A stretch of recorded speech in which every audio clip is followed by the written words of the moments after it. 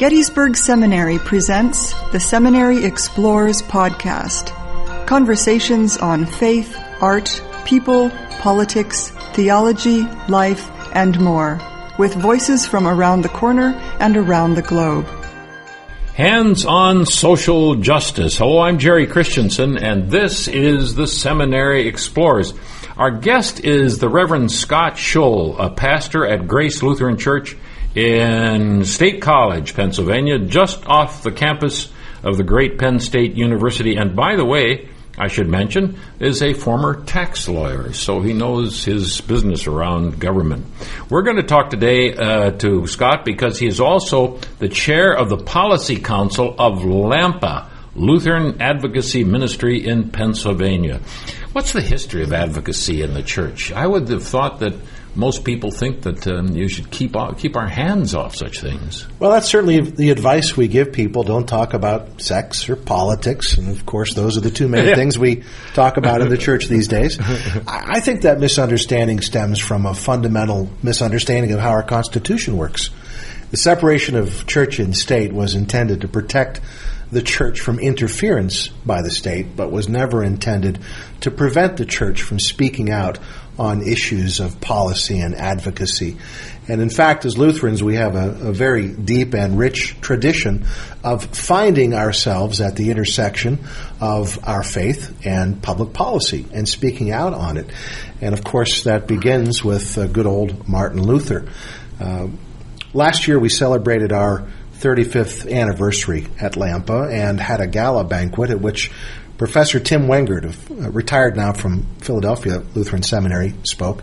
And he observed that Luther's final moments didn't find him in the quiet of his bedroom, surrounded by his friends and family and attended by his wife Katie, but instead he was in Eisleben, where he had traveled in the dead of winter. Right.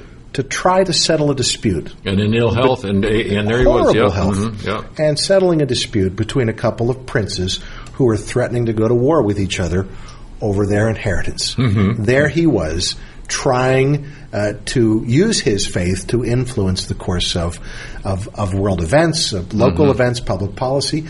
And that's just a reflection of one of, I think, his most important writings for us as Lutherans, The Freedom of a Christian. That's the one writing from Luther that I always send people to. That, well, in the Small Catechism. But in The Freedom of a Christian, Luther said that we have been freed by Jesus Christ of the hard work of trying to save ourselves. Right. Jesus did that for us.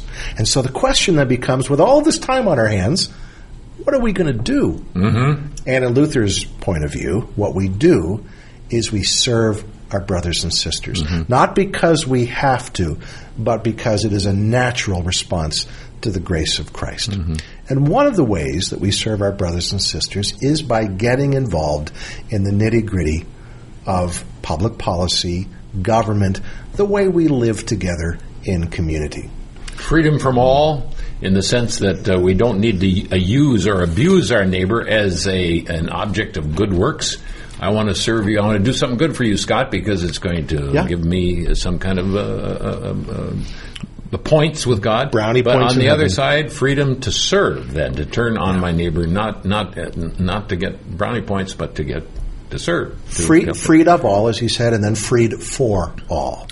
What difference is there from what I can do as an individual and what you do as an advocacy group, or we do as advocacy groups?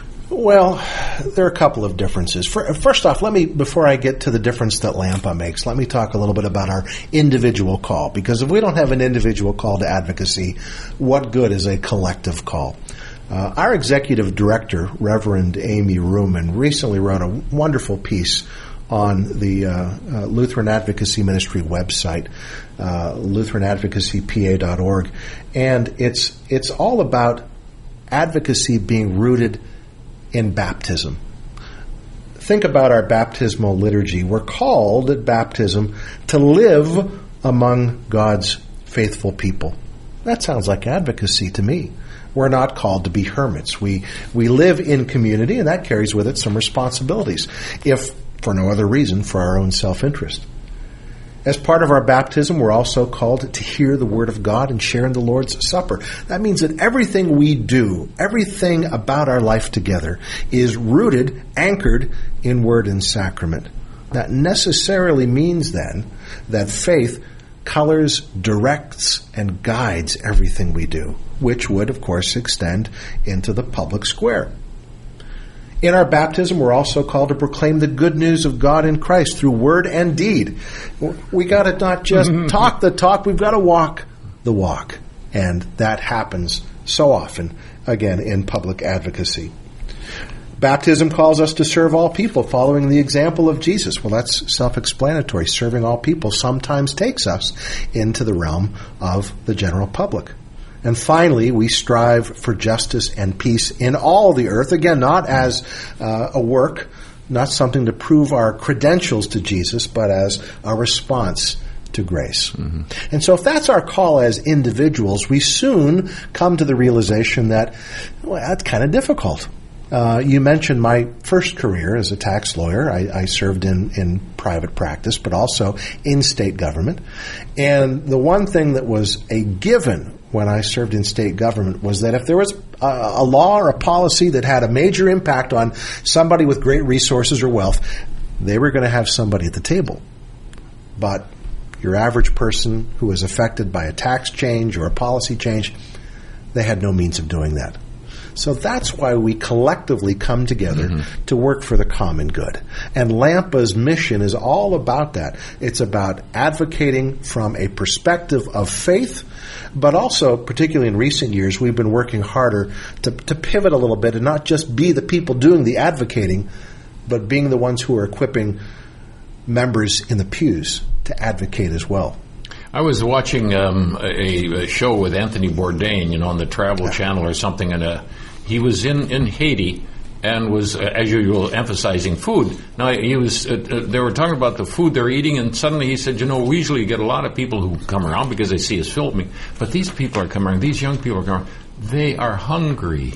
And so they bought out the entire street vendor at the going price and started feeding the kids. Problem was, fights broke out. He's doing everything he could, more than I could have done in that situation as an individual. But the bigger issue, besides this wonderful, graceful offer of feeding individuals, has to be backed up by policy changes about solving the problem of hunger worldwide. It does. And let me just extend your example one step further. Take a simple hypothetical of a homeless person approaching you on the street and asking for money. There are a couple of possible responses. One is, here's some money. You need it. Go buy yourself something to eat. Another response is, I'm keeping my hands in my pockets because if I give money to this person, I'm just going to facilitate bad behavior. So from that simple example, we see very quickly that public policy breaks down into fights. There are a lot of faithful people who can come at the same issue from very different directions. That's true, too. Yes. And again, that one of the gifts of Lutheranism is the comfort of stepping into that ambiguity and saying, there's merit on this hand and on this hand. Just as Luther said, we're simultaneously saint and sinner. So LAMPA has to be very careful to recognize that though we advocate as an expression of the church, it's virtually impossible to reflect faithfully every individual Lutheran's perspective. Right. So LAMPA does not run around endorsing candidates and very, very carefully selects issues on which to speak. Remember that advocacy in the ELCA springs out of the ELCA social statements and policy statements that come from our church council as well. And if you read those statements, it's easy to become a little frustrated because we're conditioned to look for easy black and white answers. And that's just not something that is in our DNA as Lutherans. We recognize the nuance of issues. We try to equip people with touchstones for making their own decisions, and that's very similar to what we do at LAMPA as well. Speaking of what you do, and by the way, the illustration there is that this particular approach you're talking about does not then say, specifically issues of how to resolve the issue, the situation in Iran, for example, and they're building the bomb. But when you say we've got to pray for peace, everybody says yes, we want peace. Now the question is, how are we going to do that? Now there will be difference of opinions about that, but that doesn't mean that we're all committed to the cause. Well, and that's a wonderful segue to, again, the structure of ELCA advocacy in general. We have national ELCA advocacy people in Washington who traditionally have worked on federal issues, and then we have, currently at least, 11 state public policy offices, and 2 or 3 that are in the process of being formed. Pennsylvania's is the oldest, going back to 1979, and a state public policy office has a responsibility of speaking primarily, well, it used to be exclusively, but now I'd say primarily to state issues. But the walls between national and state policy are coming down, generally speaking, and we're trying to become less siloed in ELCA advocacy as well. So we focus at LAMPA mostly on state issues. We have dedicated deployed staff. Reverend Amy Ruman is our executive director. Our associate director is Tracy DePasquale. They work out of Harrisburg. We have had at times deployed staff in other parts of the state working on a part-time basis. Funding is difficult at times. We also at LAMPA are a reflection of the broader church. We represent all Lutherans throughout Pennsylvania, which forces us to cross regional boundaries, forces us to cross synodical boundaries. We have input from Lutheran service agencies. We have input from the bishops throughout Pennsylvania. And as chair of the Policy Council, which is sort of our board of directors, I'm there with lay people and other pastors who work with our paid staff, and we try to come up with issues that fit our mission statement, which is simply this: in response to God's love in Jesus Christ, we advocate for wise and just public policies in Pennsylvania that promote the common good. Now I don't think anyone could really disagree with that. But as we've discussed, which policy will fit there and which won't, well, that's a harder thing. And so we find ourselves primarily working on policies that are you can't miss in terms of where you really should fall down. I'll give you a couple examples. Last year, we were at the forefront of combating payday lending. Payday lending has been illegal in the Commonwealth of Pennsylvania for a long time, and with good reason. It essentially allows predatory lending practices.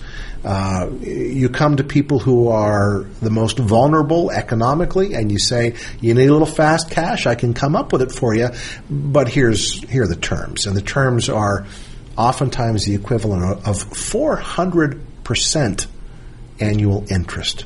You don't have to go too far in your Bible to realize that's usury. That is not for the common good.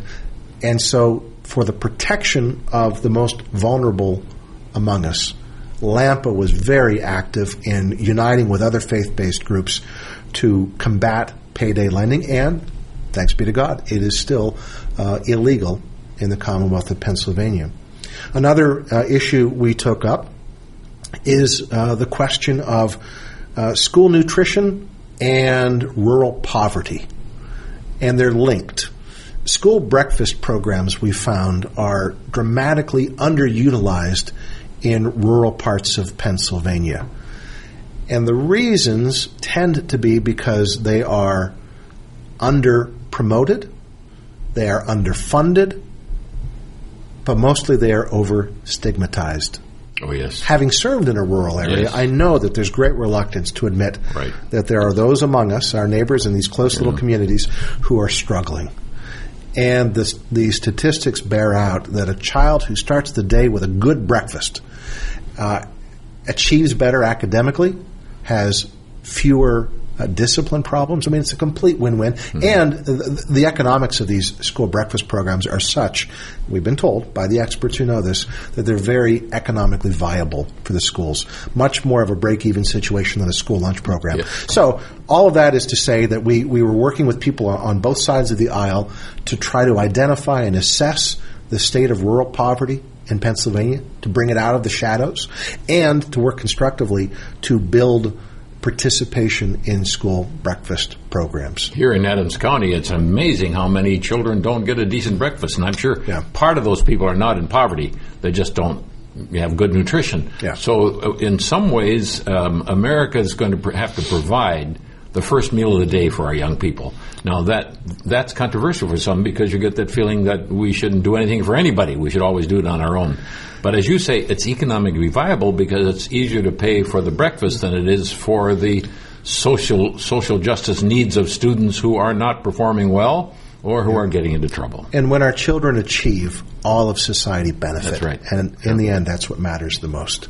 So those are two issues. Yeah, the one we're working on right now is the school funding issue, school funding formula. And that's a big one for us. If there's one thing that unites school administrators in urban and rural districts across our Commonwealth, it's that our funding formula is broken. It's non-existent. For years, we had a very detailed formula that was predictable and allowed administrators to know how much state money was going to come into the system. And reasonable minds can disagree as to whether or not that formula was accurate or fair. But there was a formula, at least. When you went into your budgeting time, you knew what to expect. There is no formula anymore. Hasn't been for a few years.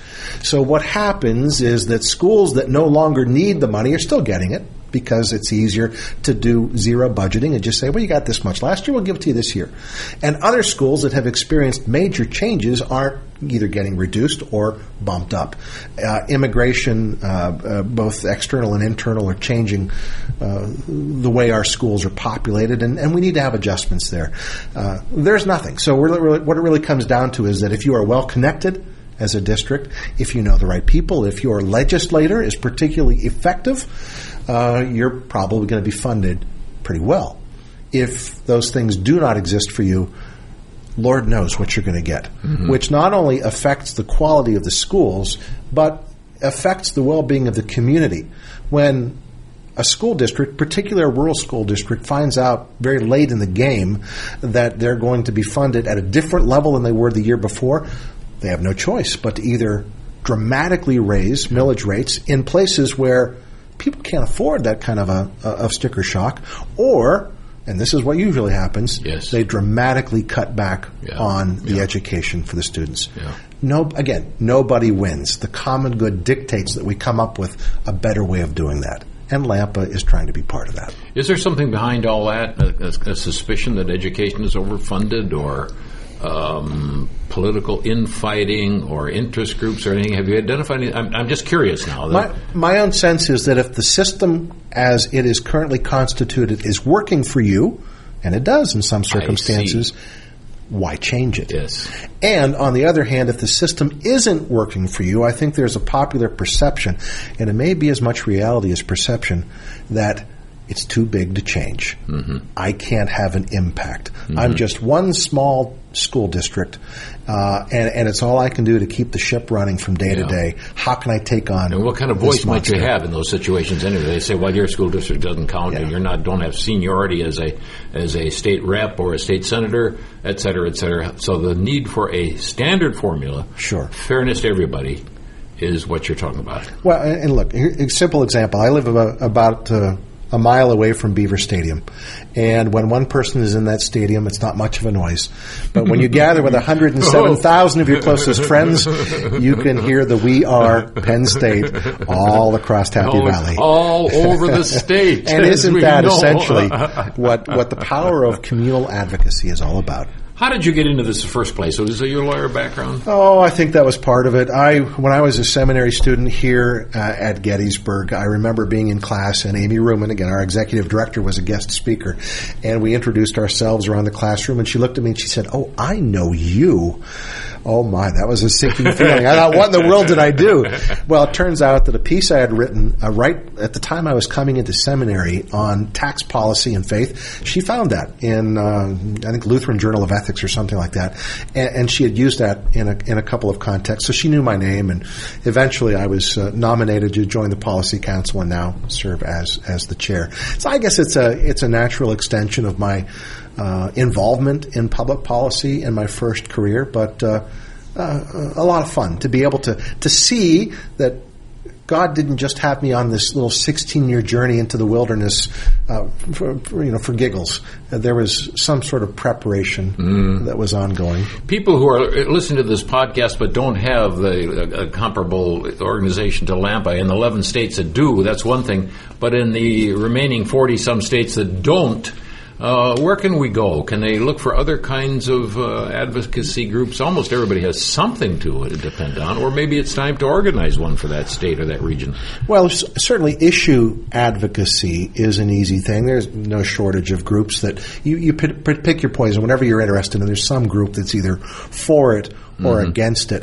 What Lutheran Advocacy Ministries of Pennsylvania does for us in Pennsylvania is to give us a way of expressing, again, that intersection of faith and public policy. And if that doesn't exist in your particular region, then I would say start with the ELCA advocacy portion of the elca.org, the website. Okay. Find the language that the church uses to express this, and then take that to your congregation, take that to your synod, and say, how do we make use of these tools on a broader basis? Take it to your own adjudicatories, whatever they might be, especially at synod level, state level, regional level, and say, how do we get started doing this? That would probably be the smartest. And synod assembly is a place where these kinds of things can be discussed as well. Yes, it can be raised and probably some action taken. And as I mentioned, synod assembly, coming out of the Allegheny Synod, where we're chronically underfunded, let me emphasize at this point in the discussion that advocacy is not a matter of money. Certainly, the more money you have, the broader you can broadcast your message. But advocacy is ultimately about relationships and about will and about stick-to-itiveness. And everybody's got that. Mm-hmm. Scott Schul, pastor of Grace Lutheran Church in State College, Pennsylvania, and chair of the Policy Council of LAMPA, Lutheran Advocacy Ministry in Pennsylvania, has been our guest today on the subject, Hands-on Social Justice. I'm Jerry Christensen. Have a very good day. You have been listening to The Seminary Explores from historic Seminary Ridge in Gettysburg, Pennsylvania, a production of Gettysburg Seminary. We invite you to visit our website at www.ltsg.edu.